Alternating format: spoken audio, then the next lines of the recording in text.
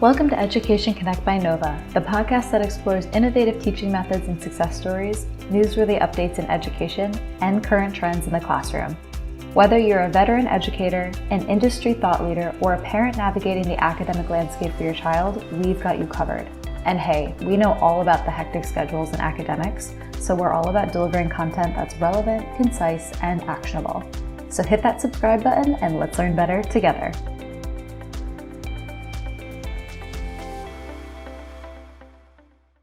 Hi everyone, and welcome to Education Connect by Nova, the podcast where we learn from experts, innovators, and leaders in the world of education.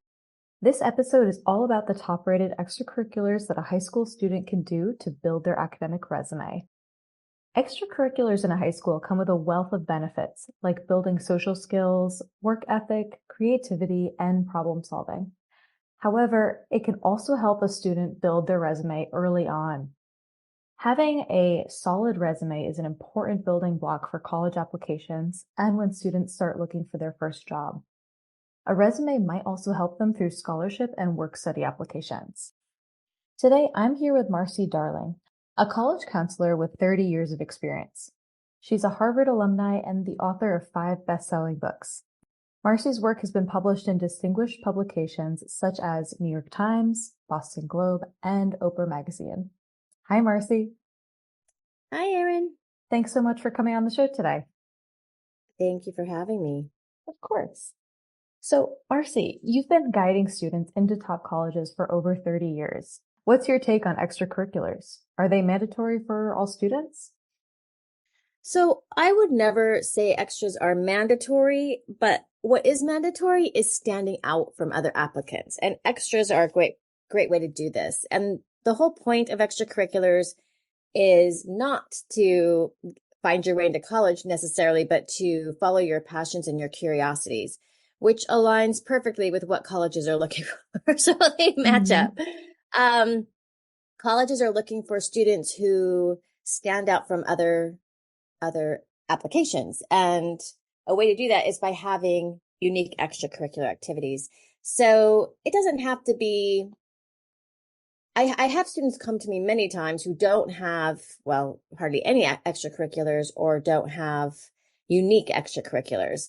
And the uniqueness is a really important piece because sadly, it's not enough just to be like, I'm on my tennis team and I play piano and I tutor, because most kids do that. Lots of kids do that, do all of those things. But you can differentiate yourself through the writing about those things, through paying attention to what the different experiences while doing those things, and finding ways for those things to stand out.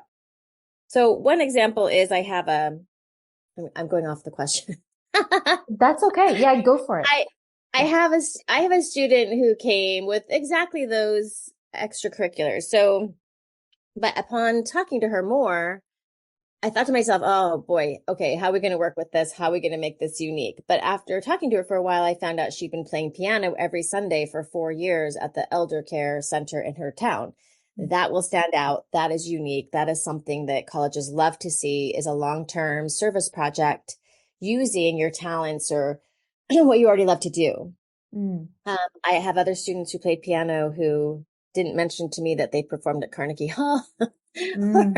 or ones who end up doing piano competitions, or if they play jazz piano those are all ways to make it more unique. And another example is I recently had a student who tutored, and tutoring is a great thing to do to help support other kids academically. However, it just doesn't stand out because it's very common. But what this student started doing was working with she works with a tutor teens group, and she tutored kids in the Ukraine. So that's extraordinary because now you're working with kids in a war-torn country. And so in working with her and trying to come up with ways to like take that extracurricular and extra step, I suggested that maybe she interview that student and find out what it's like to be a teenager in a war-torn country, and then write an article about it for her local paper, her school paper. That could be even something you'd submit to the New York Times for their teenager section. and how American teenagers can help teenagers in other countries, who may be having struggles. So that went from just being a normal, common extracurricular to being something really extraordinary, just by taking it up, by finding a way to make it more unique Absolutely. and more Embellishing. fun because you're helping the world. So it's like a win-win-win. Oh, totally. Yeah, I can imagine even for the student, it was probably an extremely enriching experience to be a part of that. So, Yeah. were you involved in any extracurriculars in high school? So I had a very roundabout way to school. I am definitely not your typical student. So, um, I absolutely did, but I had a very superficial reason for joining the tennis team, the chess club, and all of those. And that's because I wanted my picture in the yearbook Okay. Nice. multiple times. But I was on my national academic decathlon team, but I didn't apply for that. I was asked to do that. And I was in the underachiever division because, I was getting D's on my GPAs because I didn't care. I was a voracious reader in high school. So I went to several different schools. I went to BYU, U of U, SMC. I mean, all University of Utah. That's where my family was. But I chose my career. I wanted to have a career as a performer, and college wasn't part of that equation for me. Mm. So, but what I did find was that my years of reading in high school were like a golden key that unlocked a lot of opportunities for me forever, and they still do. So, as I traveled around the world performing and was teaching myself different languages, I would meet other scholars, and those books that I read, all the classic books I read, all became kind of a common language. And in that time, I love children. So I was really just following my own curiosity, my own passions for many, many years. And that turned out to be exactly what UCLA and Harvard were looking for. So I finished my undergrad at UCLA